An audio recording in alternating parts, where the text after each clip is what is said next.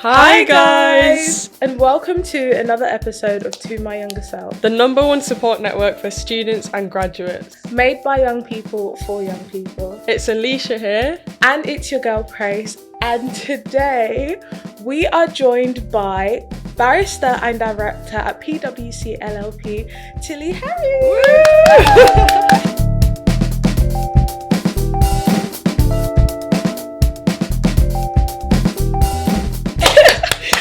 So, Tilly is an employment law barrister and director at PwC's employment legal team.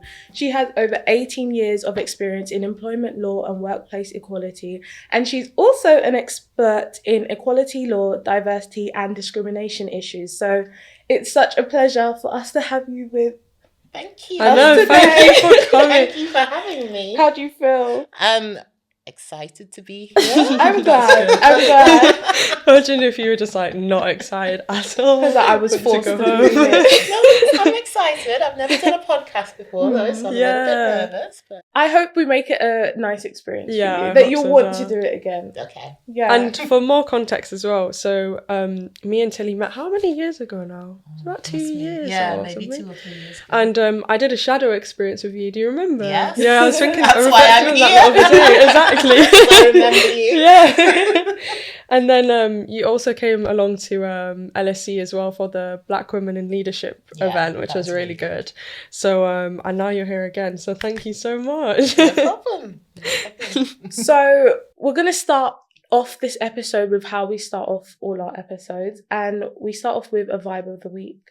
So it's a segment where we ask our guests and ourselves a recommendation that they'd give to our listeners, our watchers, of something they've either watched, read. It could be a drink you've had, it could be a holiday destination. Like, what would you recommend that you've really enjoyed maybe in the past week? Okay, so that's really easy for me to Oh, answer. that's good. Because I went to see Tina the musical with my mum and dad for my mum's 67th birthday. Oh, that's nice. And it was absolutely Great. phenomenal. Oh, It was amazing. That's so it good. was so good. You know, I feel like that's the only musical that I've seen. I'm like, maybe my mum would enjoy that. I'm like, My think mum really everyone wants would. to watch it. Yeah. I love musicals and theatre. So good. That's a really good one. And she's so inspiring. Her story is so inspiring, Yeah. especially for women of colour. Yeah, definitely. I don't know if I actually can't think of a vibe of the I week. do have a vibe one? of the week that I can think of. It's on the line of musicals. So I'm not sure if anyone's ever watched Hamilton. Yes. I've actually not seen The- it. So good. Hamilton is my favourite musical ever. I bought my brothers tickets to go watch it for their birthdays like last year, and ever since I've been wanting to go back to watch it again. Like, I just loved it so much, so I'd I've really seen it recommend twice. it. It's Have Have so you? so good. Okay, I'll watch So it. I'll good. watch it. On the topic of musicals, I did watch Sweeney Todd again the other day. Have you seen Sweeney Todd? No. Guys, come on! This is a classic. No, Sweeney Todd is really, really good. It's with Johnny Depp and what's her name? The female actress that does Bellatrix in Harry Potter, and they're always acting together. I forgot her name now, but it's with her in it as well. Helen Bonham Yeah, Carter. that's it. Well done. Yeah, exactly. And then the other thing I was going to say on the topic of musicals is, I don't know if you guys have seen the original Joker. Well, not the original, the new one. But No. Really? Is it Heath Ledger? Yeah, so that's the original, but there's a Yeah. new one now. I can't remember the actor's name, but it was really, really good. It came out about 2 years ago. But the new one, so Joker Part 2, is in the cinemas now, and it's rated 5 already on IMDb out of 10 because it's a musical, and everyone was shocked that it was a musical. Oh. Because how can the Joker be a musical? I feel like that's important information to tell people, especially Because- for movies in the cinema. Exactly, and I've noticed a lot of movies have been doing that, like Mean Girls. People were annoyed that wasn't really marketed as a musical. You Yeah. get in and you suddenly And then you hear everyone a starts song singing. and you're just I'd be like, surprised. But I still will watch it, and I'll give my true opinion next week. Well, not next week, whenever we're back. Okay, fair enough. No, but we got through that actually pretty quickly. I'm glad we all thought of a vibe of the week. Usually guests Yeah, they don't have it takes one. a while. Oh, to really? think. Yeah. Yeah. So you did that quite quickly. So I think we want to start off this episode by allowing our listeners to find out a bit more about you and your journey. Okay. So if you could, would you briefly be able to tell us about your journey to where you are now, and what that involved. Okay, I'll try. So I did always want to be a barrister. Always, always, always. Always had a very strong sense of right and wrong.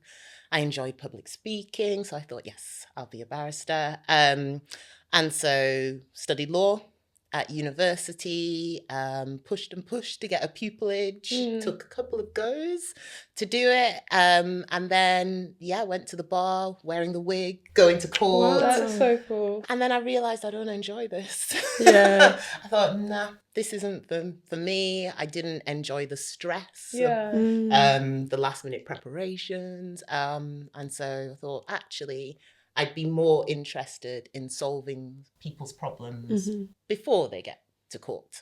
I wanted to be a human rights barrister originally, but then in university, I got into employment law. I realised actually most of us spend most of our time at work. Yeah. So what's more important than making sure that our work environment is a good one for us?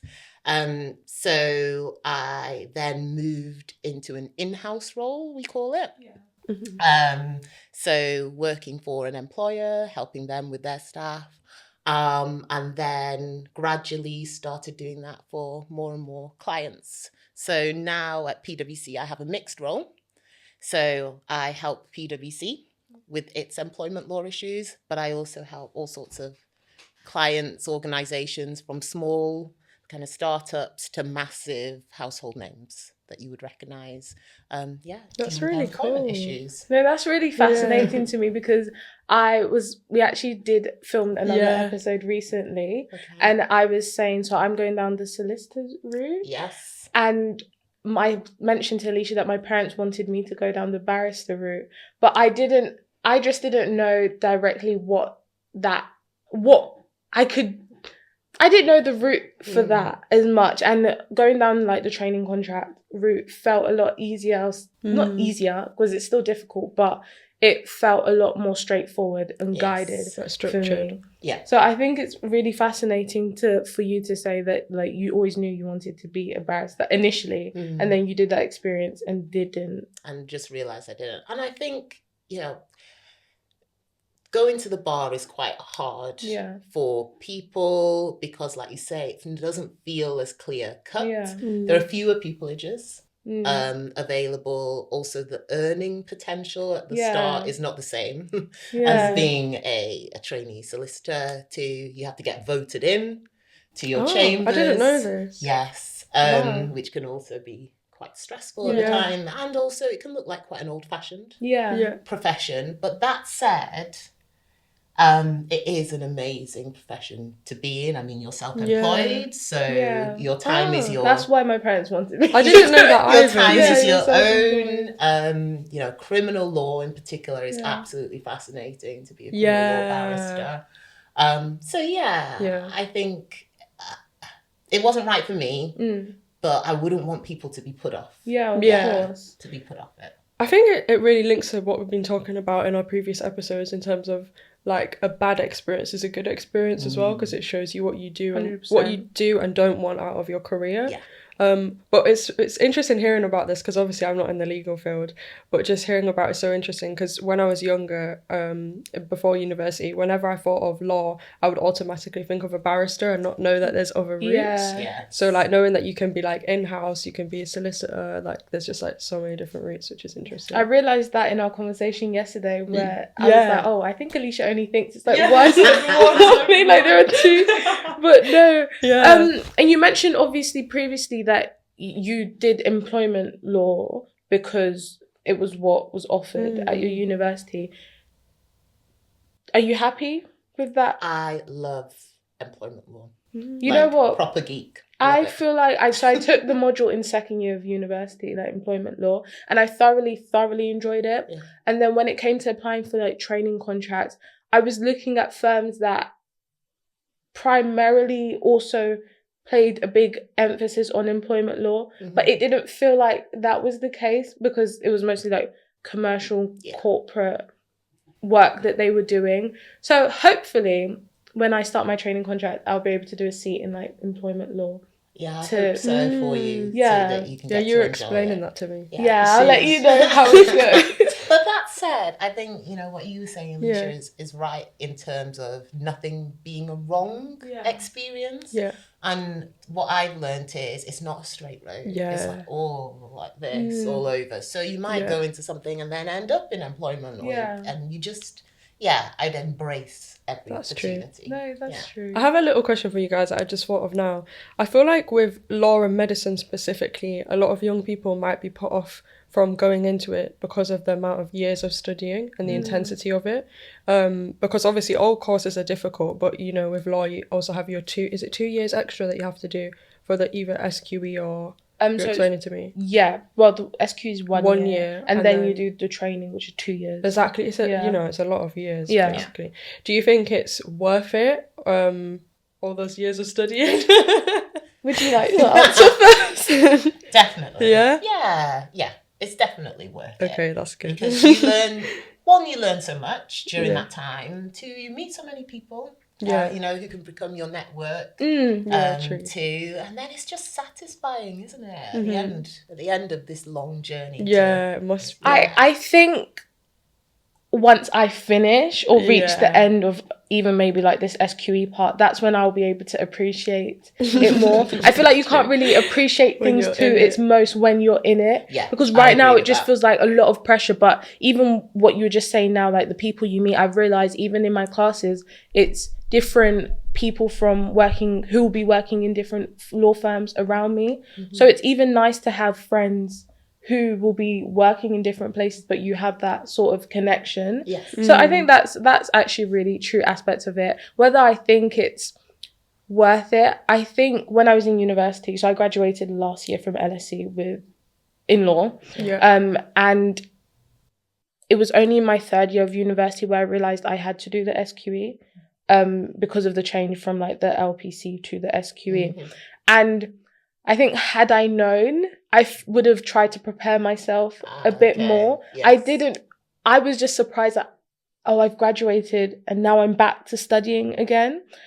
But I think it will all be worth it in the end. It will It be. will. Yeah. And you know what you realise as you get older?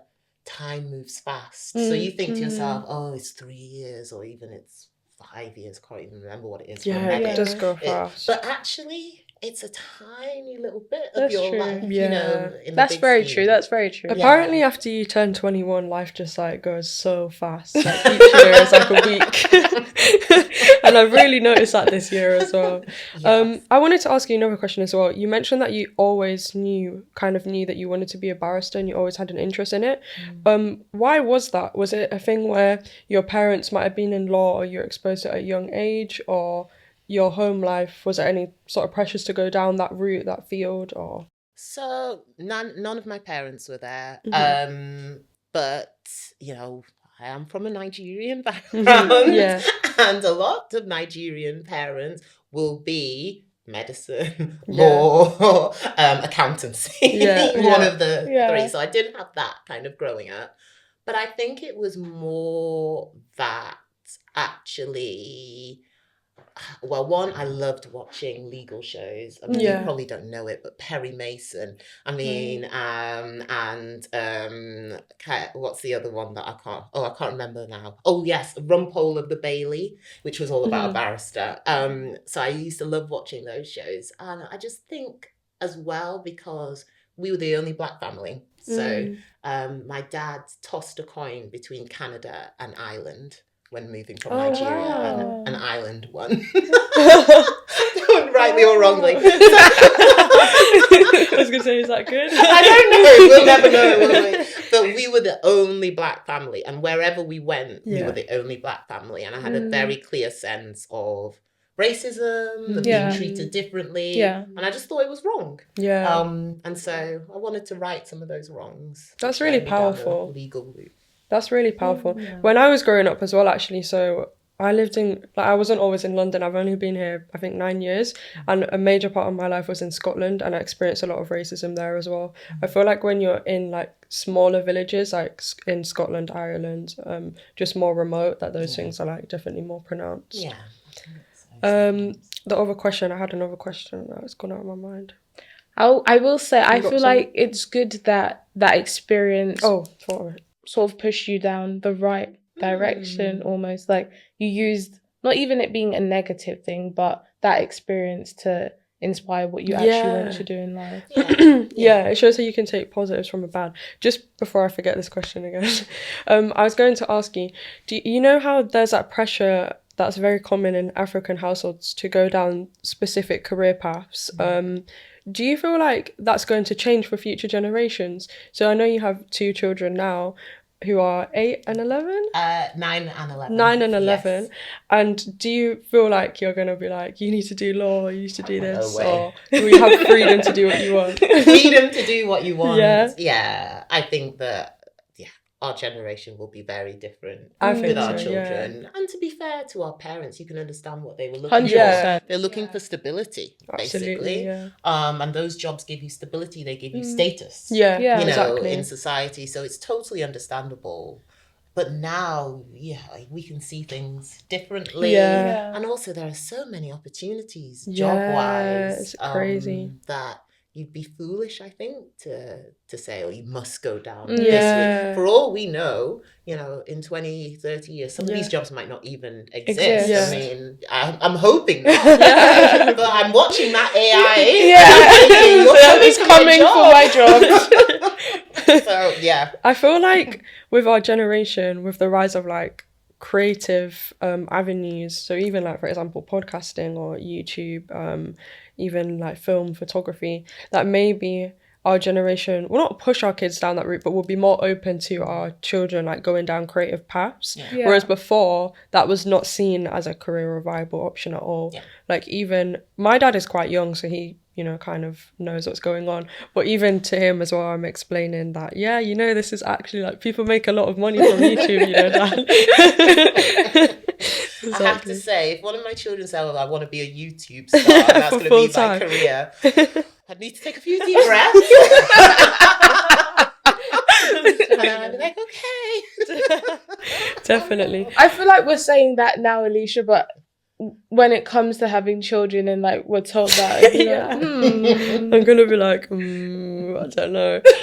But you know what's crazy though? I feel like going to uni, especially going somewhere like LSE, like, you only kind of get exposed to certain career paths, and I think that's like management consulting, law, banking. And honestly, that's really it. It stops there.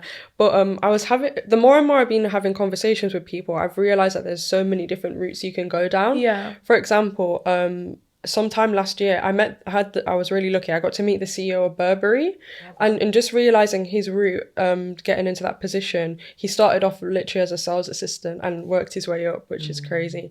And he said he hires a lot of like in-house consultants as well, and in-house legal team as well at Burberry. So it shows if you have an interest in fashion, you can actually, you know, go far with that as well. And similarly, there was someone else as well. I can't remember now. It's gone off out of my... Oh, no, yeah. I met someone else recently as well who's really successful in the film industry, and she's like worked with like Cillian Murphy. And I was like, wow, like, it just shows you can really be successful in any industry. Yeah. And so you should just follow your passions, really. You should definitely. You're working for a long time. Long. It's probably going to get even longer because, we won't be able to afford for anyone to retire. Yeah. So you need to do something that doesn't make you miserable. Yeah. Definitely. And earning money alone is not going to be enough for most people. Some people, that's fine. But you should do something you enjoy. And I think it's really good now to see people following their passions and being able to make money out of it. Because when we were young, it was very much, you know, what's your career going to be? You know, get yourself up the career ladder, and quite narrow. So, On the topic of in-house, how have you found that experience? Because I know often, even like at law school, we speak about it, how some people, not me, I won't say just yet, but like the different options of the type of like lawyer you want to be, whether you work within actually just a commercial law firm or go in-house to another business. What's that experience been like? So I'm really lucky because I get the best of both worlds. Yeah. So 20% in-house. And I think the nice thing about being in-house is that you're part of the business. You get to see how your advice actually plays out Mm. in practice. And also you are a recipient of your advice because you're also an employee. Yeah, that's So true. you That's see- true. So I think that's good. It gives you kind of more strategic viewpoint when you're giving advice, more pragmatic. But the nice thing about sort of private practice and having lots of different clients Yeah. is that you get that outside view. You can work with lots of different sectors, meet lots of different people, and yeah, kind of flex your advice accordingly to different audiences. But you do have to have a business development mindset to be in private practice. Oh, what do you mean by Yeah, that? what A do you business mean by development that? mindset. I mean that how are you going to get this work? Mm-hmm. So in-house, the work is there. You're just working for the company. But private practice, you need to go and win clients. True. Clients, Perhaps yeah. not at the early stages because you're being given work by senior lawyers. But as you get more and more senior, you need to go out and find that work, develop relationships, develop networks. And yeah, so that's the thing to bear in mind, which perhaps you don't think about at the early stages, Yeah. but definitely if you want to progress. That's very interesting. I was going to ask you to explain the difference between in-house, just in case the listeners don't know. Okay. But I do feel like you did explain it. But just in case. Yeah, no, that's a fair point. Yeah. So in-house is when you are employed by the organization that you are giving advice to. So for example, if you are the general counsel of Burberry, McDonald's, or you're in the employment law department of a company, then you'll be giving your in-house at that company. And then private practice is where you work for a law firm, like Linklater, Slaughter and May, etc. And then you will be giving advice to whoever the clients are of that law firm. That makes a lot of sense. Yeah. I like doing this because I feel like I'm learning quite a You're lot. being It's like a crash course on the legal sector. Literally crash course. I did have a question quickly back to you being a barrister. What was the highlight of that experience for you, if any? I'm hoping. Yeah, do you know the highlight of being a barrister for me? So I did it for 3 years. Is when you win a case and it really means a lot to your client. Yeah. So actually, I did quite a few domestic abuse cases in the early years. And actually, that was really important, meaningful work where I had to get things like orders to prevent former partners being in the same vicinity as the victim, and things like that were really important to me. And they made you feel good. You know, on the other side of things, when you lose, makes you feel awful because you can see this affect someone's life. So yeah. I don't know whether I could. We'll see in the future, but I don't know whether I'd be able to handle that. I feel like there's almost some safety in being part of like a private practice, because it's like you're under a shelter, whereas I feel like as a barrister you're exposed. You are in chambers, so you are in a group of other barristers. But I agree, and that was one thing I didn't enjoy, because when you stand up in the courtroom, it's all on you.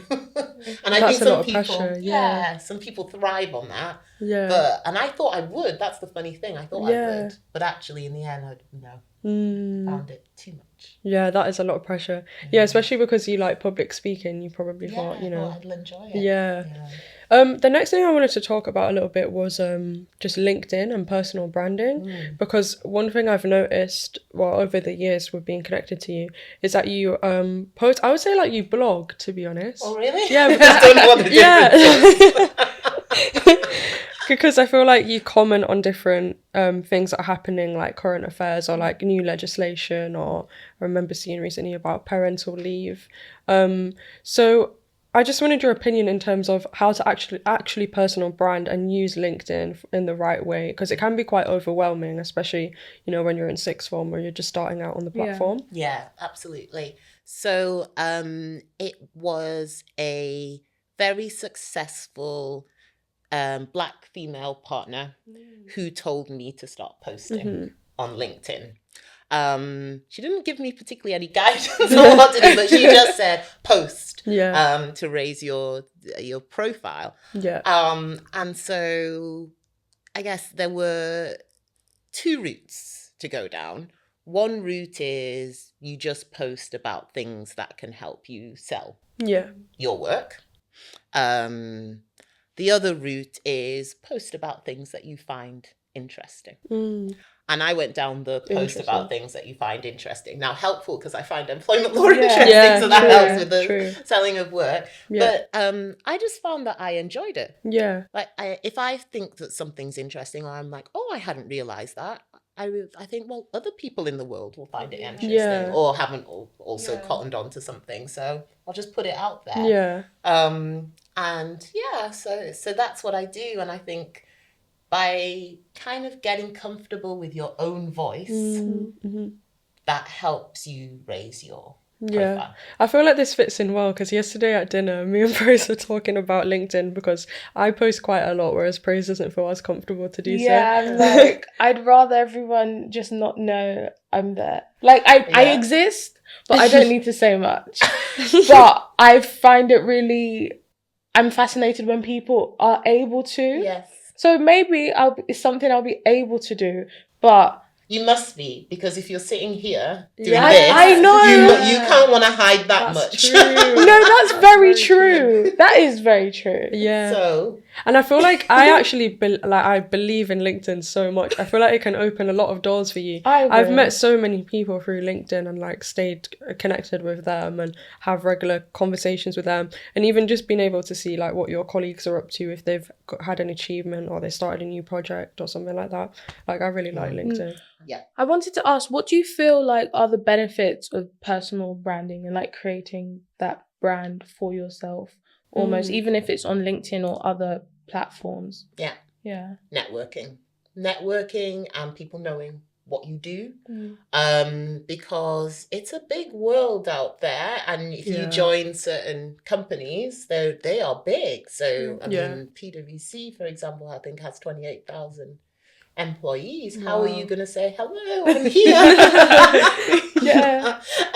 So LinkedIn helps you do that. And to your point, Alicia, you find that you have these connections with people that you'll be, oh, okay, I didn't realize that you did that. Oh, that's really interesting. So it helps. It helps with that. And I think it also helps with you finding your own professional voice. Yeah. Because it's one thing to kind of know who you are as a fun person, but who are you professionally? What are you interested in? What are you good at? What do you have experience in? I think LinkedIn can help with that. I think I really want to, when I start my job, I really want to go down your route in terms of your voice on LinkedIn and commenting on things that you're interested in and sharing like information, because I really like it. Because I feel like at the moment on my LinkedIn posts I've been more like achievements based, or like the only thing I've spoke about that I'm interested in is scholarships, and then like sharing my story a little bit like on my graduation post. But I think it's like really powerful to be able to be comfortable and confident enough to share your opinion on like an expert topic, you know, and start like a debate in the comments. Like I've seen a bit of debate in your comments. I'm just like, whoa. People are very passionate. Yes, they can get very passionate. My word of advice would be never comment. Just let it run. That's good advice. But I think you develop that voice as well as you start working. Definitely. We also wanted to speak to you a bit about being a woman in a leadership position. So obviously you're a director, and how long have you been a director for?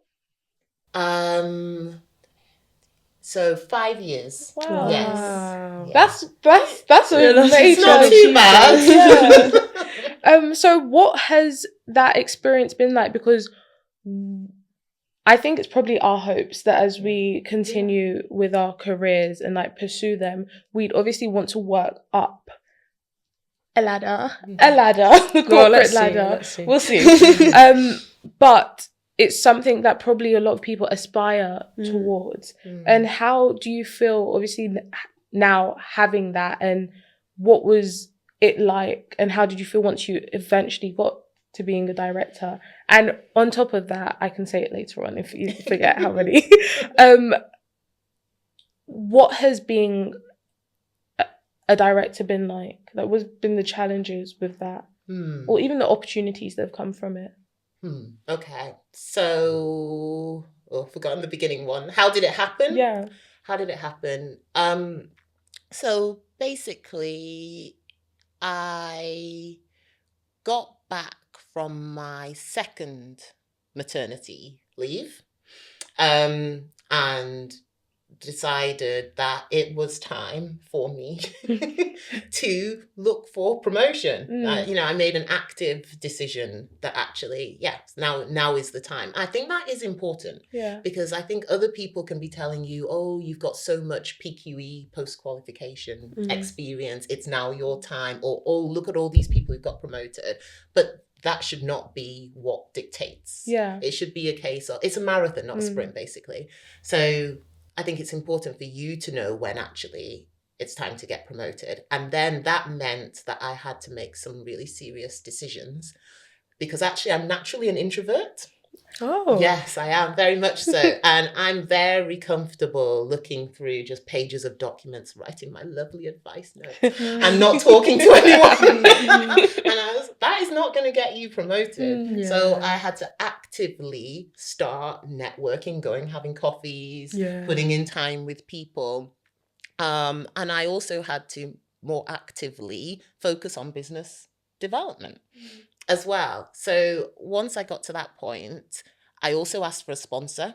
I think that's really important. Ask for sponsors. What's a sponsor? So a sponsor, slightly different from a mentor. Sponsor is someone who's supposed to be your cheerleader. Right. Yeah. So not just kind of telling you, oh, this is what you should be doing, but actually they go and talk to people on your behalf and say, like advocate for you. Yeah, advocate for you. Isn't Alicia Gray? Have you seen what Praise is doing? Those kind of things. So I asked for one. Was that within? Is that like a formal structure that you get assigned one, or no? Okay. No, not necessarily. I mean, I think some organisations are really good at doing that, but in this case, whenever this was, 2017, didn't have a structure for that. I just asked. I asked for one from my people manager at the time, and they were good enough to source me. Oh wow. Somebody. So I did active. It wasn't something that just happened. Yeah. And then there's a particular process to go through for to get promotion. But yeah, those are the things I had to do. I was clear that there were things that I had to change. And then in terms of how it's been a journey. Some things have been easy, some things have not been. I think that one thing I found difficult is delegation. Yeah, definitely. I've struggled with that very much. I think it comes a little bit from a barrister mindset as well, because you're kind of doing it all by yourself. So bringing people along with you, being a role model, also having to think about actually not ruling yourself out of things. I think as you become more visible and as you become more senior, you can start having a little bit of imposter syndrome and getting into your shell, overthinking things. So you have to control the voice in your own head a lot more, I find, to say, actually, yes, I am supposed to be here. Yes, it is fine that I am the only, Black woman or the only woman in this room. And, oh, you think they're looking at you funny, but it doesn't matter. Because actually you're only here to talk about work, and you have all the experience you need to be able to talk about this subject. Exactly. So, I think those would be the kind of challenges, sometimes just that chat in your head. Yeah. I think that's really inspiring, because it shows that you can't just sit down and expect things to come to you. You have to, if you want something, you have to go out there and seek it. And I feel like that applies for so many different things as well. Because even we were having a discussion about converting internships into job offers before. And even with that as well, what you said about, actively going out there, showing that that's actually something that you want, firstly. And secondly, having coffees with different people from different seniority levels, different departments, and spreading your voice out there is really good advice. The other thing I was going to say as well is on the point of delegation, I also struggled with that too. Like, because sometimes I feel like I'd rather just do everything Same. myself, which is bad. Absolutely. And I know that working with Alicia, it's something that I feel like that was the first thing I had to learn, where I was like, okay, like she can do this, I can do this. Exactly.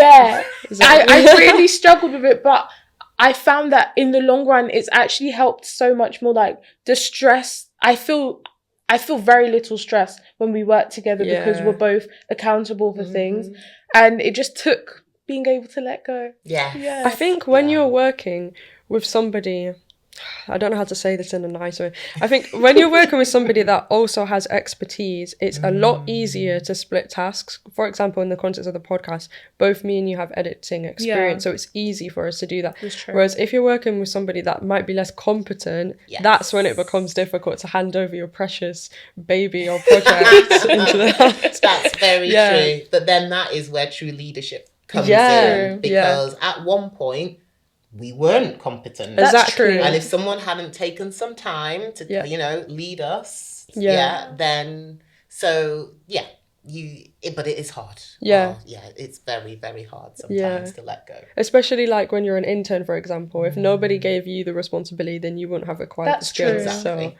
So that is a good point. Yeah. And you find as well that people teach you things you didn't expect to be taught. That you think that you're doing them a favour by giving them this task to do, and then they come up with something, like, oh, okay, that's really interesting. So, that's true. It's that willingness to learn, and accept help. Also, I think.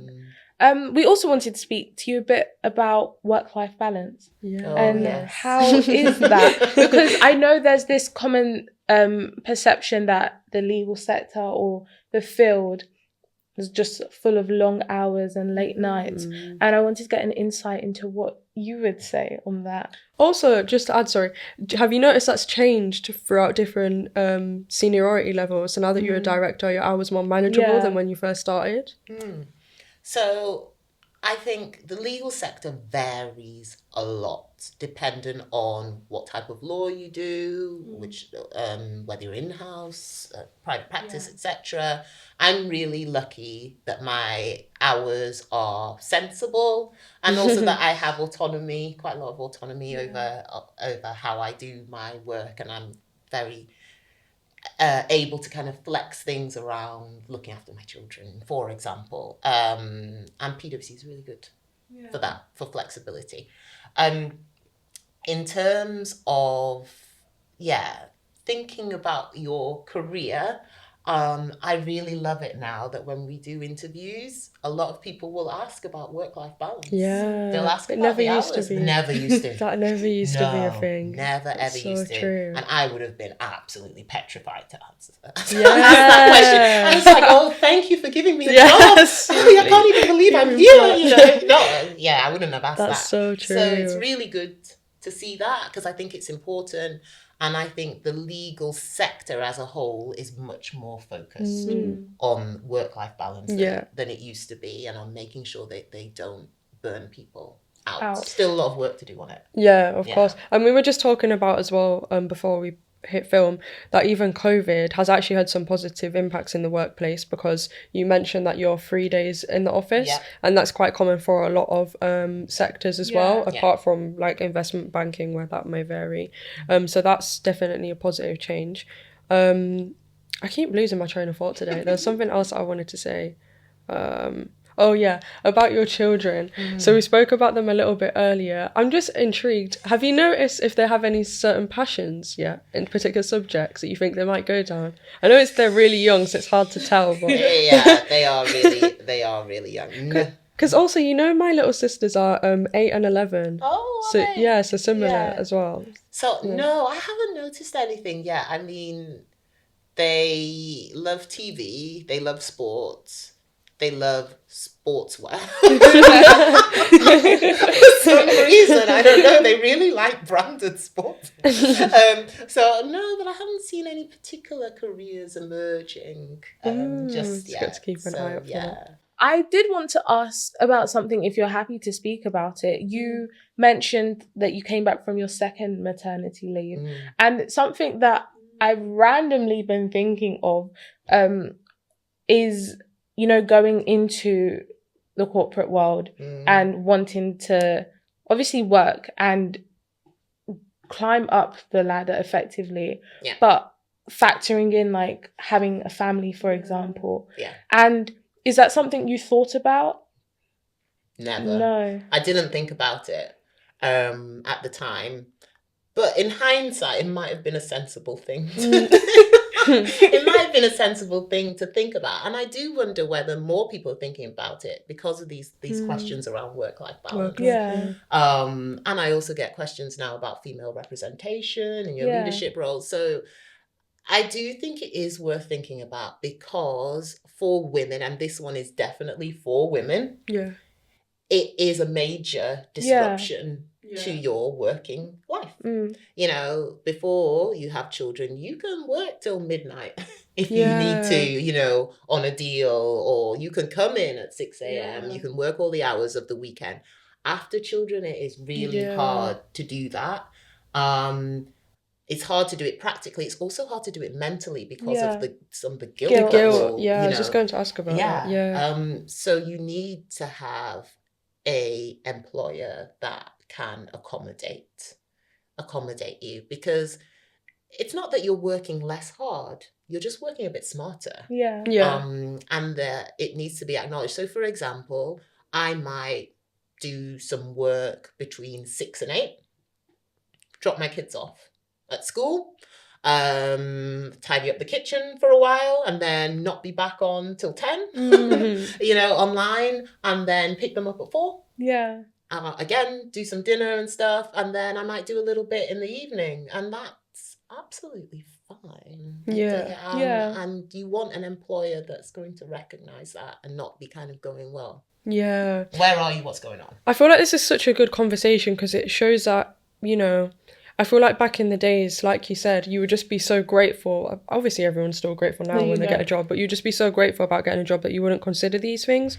Whereas now it's more like you should actually view yourself as an asset and have these questions like about pension, maternity leave, a work-life balance, how many days you need to be in the office. That these sort of questions should be like there at the front of your mind when you're choosing a company to go to. Because I was even saying yesterday as well, like one of the reasons I liked my firm and chose to go there is because they supported like having social media outside of work, whereas I know a lot of firms will make you like quit doing YouTube or podcasting and all that kind of stuff, because I have friends that have had to quit their platform as well, even if it's like educational as well. It's just it's not consistent with the brand of the company. So I think those things are important. And also I remember reading a study, actually, I think it's Gen Z, something about Gen Z is very different because they're not loyal to a company. So they're always happy to leave or move, and it's because of those questions of like, you know, those values and what's important to you as well. What's your opinion on that? Moving. Well, do you know what? I think that you've got to look for cycles of experience. Sometimes you can get cycles of experience within the same employer. Or sometimes you have to leave to do that. And that's absolutely fine. But I do think that employers need to recognize that shift from gratitude to actually, what are you offering? Because you're right, employees are assets. And you need to woo them. Exactly. you need to woo talent. So, and I think that's good. I think that's good. Or else there's too much of an imbalance of power. That's so true. I always feel like you're more willing to work where you feel appreciated. Yeah, I agree. And that's something that's it's very important. I agree. And I think there are lots of studies, happy employees, more productive. So yeah, and like I said before, we spend so much of our time at work. I mean, don't you want people to be happy? But what's the point of them being sad? That's true. I actually had another question as you were speaking about that, about productivity. And I think it was maybe last year where it was primarily being spoken about, but it's like 4-day working weeks. Yes. 4-day working week. What do you think about that? Weekend. How do you feel like it is something that could be implemented? Yeah. I am not sure about a 4-day working week, because when a lot of people talk about 4-day working weeks, they're just talking about the 5 days being squished Yeah, into no, it's more 4, intense. which exactly Yeah, that's sounds so very true. intense That's to true. me. If we're getting to the point, which I think some futurologists back in the day thought we would get to, where actually it's a 3-day weekend, Yeah. and you are just working your normal 4 days, and it's just we've got more efficient, that's a different matter. But yeah, I'm not sure. Not sure. Apparently, Germany has a 4-day working week, or 45% of companies in Germany have it. Which I'm quite shocked about that. I didn't expect Germany to have a 4-day working week, but there you go. More than I thought. Yeah. So the next segment of the show is hot takes. So I just wanted to talk about a case. It actually happened a while ago, so it's not trending at the moment. It was in 2009, but me and my mum had a phone call and she told me all about it, and I was super interested in the case. And I think it's resurfaced because there's a new documentary about it. And also, Praise, I don't know if you even know about this as well, so I'll do my best to summarize it. Okay. But it's called the Nutty Putty Cave case. Have you heard of it? No? Have you? No, I haven't. Okay. Let me do my best to explain it. So basically, there was a guy called John Edward Jones who was spelunking, which I've not heard of before. I think it's like crawling through tight caves. Like it's an activity that people do. And he was doing that in Utah in this cave that's famously called the Nutty Putty Cave, which is a bit of a tongue twister to say. And he always loved going there, and he was, spelunking in there on a caving expedition, and he actually fell too deep into a narrow passageway and he got stuck in this like really tight passageway, and he was stuck there for hours and hours, and for 28 hours rescuers tried to free him and they couldn't get him out. And also I think he was 6 foot and 200 pounds if I remember correctly, so it was like really difficult to get him out of that tight space. And one of the rescuers tried to pull him out and it just got him stuck in even further. And this case is over because eventually, I think it had been about 72 hours if I'm correct, where like so many different people and like medical people tried to come to help him get out. Like they had tried to make a pulley system to try and get him out and they couldn't. So in the end, what they had to do was he said goodbye to his family because they came outside of the cave, and then they actually cemented him in there because, I know it's so sad, they cemented him in there to prevent other people from falling in that hole because they couldn't get him out. I know, how sad is that? It's absolutely insane. When my mum told me that, I was so shocked. Wait, and this is real? Yeah, this happened in 2009 and people are talking about it again. It's crazy because a lot of people would go down that canal as well. There's even pictures of people like near there. It's absolutely crazy. Absolutely crazy. Oh my gosh. It says that the reason he got stuck as well was he was trying to like inhale, and then as he exhaled, he got stuck into the passageway. Really, really sad. Honestly, so sad. I feel like technology has developed so much since 2009 to now that I'm hoping if a scenario like that was to happen again, there'd be able to be a way to help. Definitely. I hope so. I mean, definitely. But I really find like true crime, well, this isn't really a crime case, but I always find cases like this really interesting. And there's a YouTuber called Eleanor Neal. I don't know if you guys have heard of her. Oh, you guys need to watch her. She's really good. She's from Yorkshire as well, so I personally feel connected to her. But she talks like about, like she's got a video on like the Menendez case, Jeffrey Dahmer case, just a bit of everything. See, I used to love true crime. Yeah. Pre-children. Yeah. Post-children, I cannot. Yeah. My mum is like that. No. Why do you think that is? I think it's just I think it's because you've got small people who are very vulnerable and you don't want to see the dark side of the world. True. I think that's how it is for me anyway. True. Whereas when I was younger, it was just, oh, wow. I can't believe it. But now I just like, oh, no. Sometimes I listen to it a little bit too much and I'm like, let me just listen to some happy music because I'll make myself really scared when I'm walking home. Otherwise. My husband and I, we watched True Detective once. Yeah. It was so dark. We had to watch Peppa Pig. Yeah. We had to watch an episode of it just to cheer ourselves That's quite funny, actually. I do love Peppa Pig. I do as well, actually. I'm not going to lie. That and Ben and Holly. Do you know Ben and Holly? Yeah. I'd quite like that as well. So there you go. You can watch a true crime and then you can watch Peppa Pig. Exactly. Well, I think that was an absolute brilliant episode. I definitely learned a lot, so I hope the listeners learned a lot too. And before we wrap up, there's a question that we ask all of our guests, which is in line with the name of the podcast. Okay. And that is, if you was to give one piece of advice to your younger self, what would that be? One piece of advice to my younger self would be more confident. You have everything you need to succeed. Don't worry about what other people are thinking. Oh, that was amazing. Thank you so much for joining us. It's been a pleasure having you. Oh, thank you we so hope much you've for having enjoyed me. it. It's been okay. No, it's been lovely. Thank you very much. Thank you so much. So it's been your girl Praise. And it's been Alicia. And we will see you next week with another episode of To My Younger Self. Bye guys.